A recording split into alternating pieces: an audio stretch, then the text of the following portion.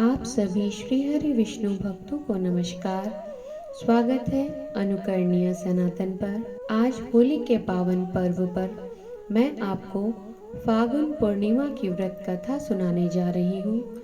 आइए श्रवण करते हैं पावन कथा। सभी बोलें श्री हरि विष्णु भगवान की जय। श्रीमन नारायण नारायण हरि हरि, भजमन नारायण नारायण हरि हरि। फागुन पूर्णिमा हिंदू वर्ष का अंतिम दिन होता है, इसलिए इस पूर्णिमा का धार्मिक रूप से विशेष महत्व माना गया है। इस दिन होलिका दहन करने की भी परंपरा है। फागुन पूर्णिमा पर कई लोग व्रत भी रखते हैं। मान्यता है कि इस दिन विधि विधान से व्रत रखने और होलिका दहन करने से व्यक्ति के जीवन की सभी परेशानियों का अंत हो जाता है। फागुन पूर्णिमा की व्रत कथा अनुसार महर्षि कश्यप की पत्नी और दक्ष पुत्री अदिति के गर्भ से हिरण्यकश्यप और हिरण्याक्ष का जन्म हुआ। दोनों ही भाई बहुत बलशाली थे। दोनों ने देवताओं को पराजित करके स्वर्ग पर अपना अधिकार कर लिया था। उनके अत्याचार से देवलोक में हाहाकार मच गया। तब भगवान श्री हरि विष्णु जी ने 12 अवतार लेकर हिरण्याक्ष का वध कर दिया। अपने भाई की मृत्यु से क्रोधित होकर हिरण्यकश्यप भगवान श्री हरि विष्णु जी को अपना शत्रु मान बैठा। वह अपने भाई की मृत्यु का प्रतिशोध लेने के लिए भगवान ब्रह्मा जी की तपस्या में लीन हो गया। उधर हिरण्यकश्यप की अनुपस्थिति में देवताओं ने दैत्यों पर आक्रमण करके स्वर्ग पर पुनः अपना अधिकार जमा लिया। हिरण्यकश्यप की पत्नी कयाधु उस समय गर्भवती थी, जिसे देवराज इंद्र बंदी बनाकर अमरावती ले जा रहे थे। तभी मार्ग में उन्हें देव ऋषि नारद मिल गए। नारद जी ने इंद्र से पूछा, हे देवराज, आप इसे लेकर कहाँ जा रहे हैं? भगवान इंद्र ने कहा, हे देव ऋषि, कयाधु गर्भवती है। इसके गर्भ में हिरण्यकश्यप की दुरात्मा का अंश है, जिसका वध करके मैं इसे छोड़ दूंगा। इस पर देव ऋषि नारद जी बोले, इसके गर्भ में तो श्री नारायण का परम भक्त पल रहा है। नारद मुनि की ये बातें सुनकर देवराज ने कयाधु को छोड़ दिया। फिर देव ऋषि नारद हिरण्यकश्यप की पत्नी को अपने आश्रम में ले आए और बोले, जब तक हिरण्यकश्यप की तपस्या पूरी नहीं हो जाती, तुम आराम से यहाँ रह सकती हो। तब से कयाधु देव ऋषि नारद जी के आश्रम में रहने लगी और उनके दिव्य प्रवचनों का रसपान करती रही। इसका गर्भ में पल रहे शिशु पर बहुत गहरा प्रभाव हुआ। कुछ समय बाद कयाधु ने एक पुत्र को जन्म दिया, जिसका नाम प्रहलाद रखा गया। इधर हिरण्यकश्यप ने अपनी तपस्या पूरी कर ली और प्रसन्न होकर ब्रह्मा जी ने उसे मनोवांछित वरदान दिया, जिसके बाद वो अपने राज्य वापस लौट आया। कयाधु भी प्रहलाद को लेकर अपने पति हिरण्यकश्यप के पास आ गई।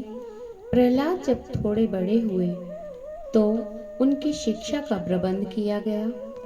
कहा जाता है कि एक दिन जब हिरण्यकश्यप अपने समस्त मंत्रियों के साथ बैठे हुए थे, तब प्रहलाद अपने गुरु के साथ वहां आए और पिता को प्रणाम किया। ये देखकर हिरण्यकश्यप अति प्रसन्न हुए और बोले, वत्स प्रहलाद, तुमने अब तक की शिक्षा के दौरान कौन सी सबसे अच्छी बात सीखी है? कृपया मुझे बताओ।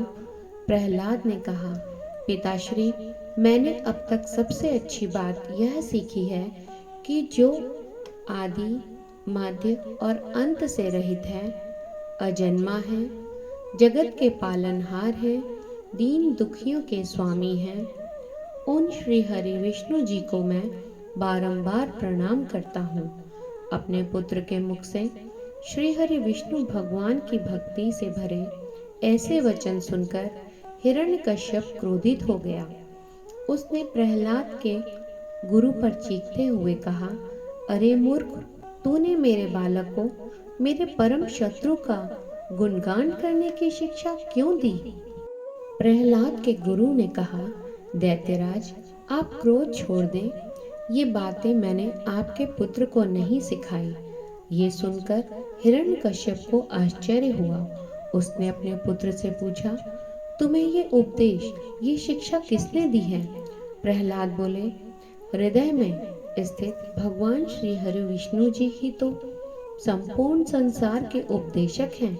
उनके सिवाय कोई और नहीं है जिसने यह शिक्षा दी है, अथवा उनके सिवा कोई किसी को कुछ नहीं सिखा सकता। यह सुनकर हिरण्यकश्यप के क्रोध का कोई ठिकाना नहीं रहा। वो बोला, अरे मूर्ख, मेरे सामने ये श्रीहरि विष्णु जी कौन हैं? तो क्यों बार बार उनका नाम ले रहा है? क्या तू इसका परिणाम जानता है? हिरण्यकश्यप ने प्रहलाद को हर तरीके से बार बार समझाने की कोशिश की, लेकिन बालक प्रहलाद के मन से भगवान श्री हरि विष्णु जी के प्रति श्रद्धा तनिक भी कम नहीं कर पाए। यह देखकर हिरण्यकश्यप को और भी ज्यादा क्रोध आ गया और उसने अपने सेवकों को आज्ञा दी कि इस दुरात्मा को मौत के घाट उतार दो। दैत्यराज हिरण्यकश्यप की आज्ञा अनुसार सैनिकों ने प्रहलाद पर तरह तरह के अत्याचार किए तथा उसे मारने की कोशिश की, परंतु भगवान श्री हरि विष्णु जी की कृपा से वो सब प्रहलाद का बाल भी बांका न कर पाए। हिरण्यकश्यप ने अंत में अपनी बहन होलिका को आदेश दिया कि वो प्रहलाद को गोद में लेकर अग्नि में बैठ जाए। होलिका को ऐसा वरदान था कि अग्नि से उसे किसी भी प्रकार की कोई हानि नहीं होगी। अपने भ्राता के कहे अनुसार होलिका भक्त प्रहलाद को अपनी गोद में लेकर अग्नि में बैठ गई। वहां प्रहलाद हाथ जोड़कर निरंतर भगवान श्री हरि विष्णु जी का ध्यान करते रहे और उनमें मग्न होते हुए नारायण नारायण का जप करते रहे।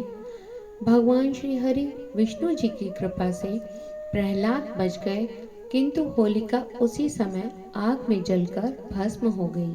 तभी से सनातन परंपरा के अनुसार होली का पर्व मनाया जाने लगा। प्रतिवर्ष फागुन मास की पूर्णिमा को होलिका दहन के बाद भारतवर्ष में रंगों का त्योहार होली बड़ी धूमधाम से मनाया जाता है। सभी बोलें श्री हरि विष्णु भगवान की जय।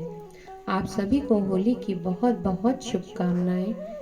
भगवान श्री हरि विष्णु जी से विनम्र प्रार्थना है कि हे प्रभु, जो भी भक्त आपकी इस कथा को सुन रहा है, आप उसकी सभी मनोकामनाएं पूरी करें।